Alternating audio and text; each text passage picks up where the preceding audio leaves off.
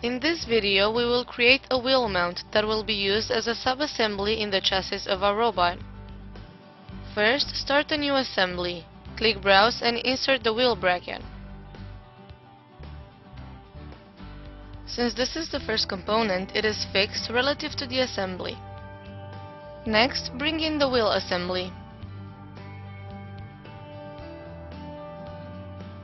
Because the two holes of the bracket are not perfectly horizontal, we cannot use a concentric mate that will arrange the wheel accordingly. Therefore, we need to find another way of mating them. The bracket has a sketch with a line that connects the two centers of the bottom parts of the holes.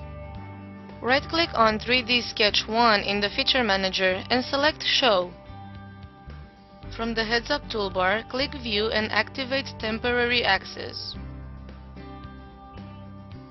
Make the line from the 3D sketch coincident with the center axis of the wheel, and click Flip Mate if necessary to have the gear on the left side.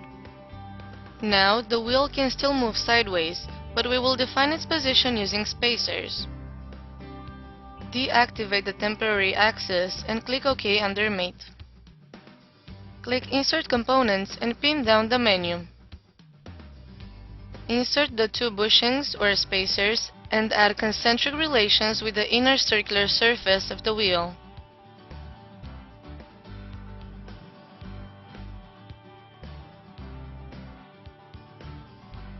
Add two coincident relations between the faces of the spacers and the side faces of the wheel as follows.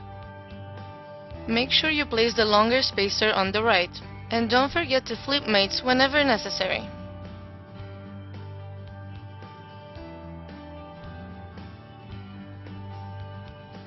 Lastly, place a coincident relation between the outer face of the bigger spacer and the corner of the bend to fix the wheel in position.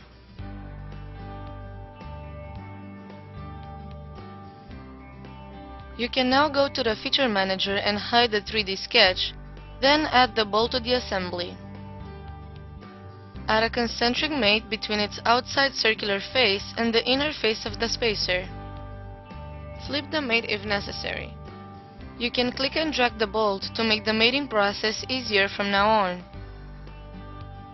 For the next mate, select the inner flat surface of the bolt and the outside corner of the bend.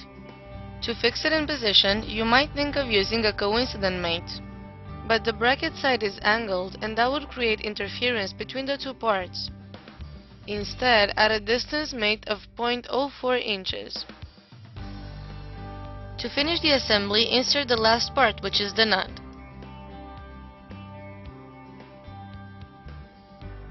Place a concentric relation between its circular face and the outer face of the bolt.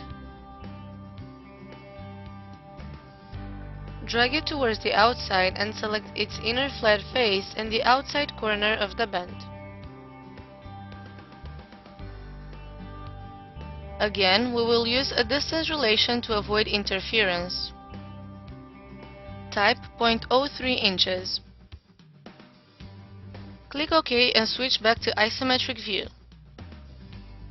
This assembly is now complete.